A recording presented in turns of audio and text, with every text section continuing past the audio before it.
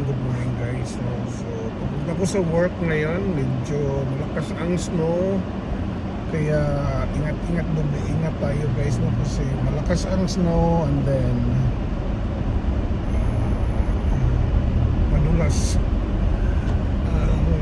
Gamit kong gulong ay ano lang naman to all year round season. So hindi talaga siya guarantee kasi hindi siya winter time. Although sabi nila, so far wala naman ako na experience na nag-skid o na-slide ko.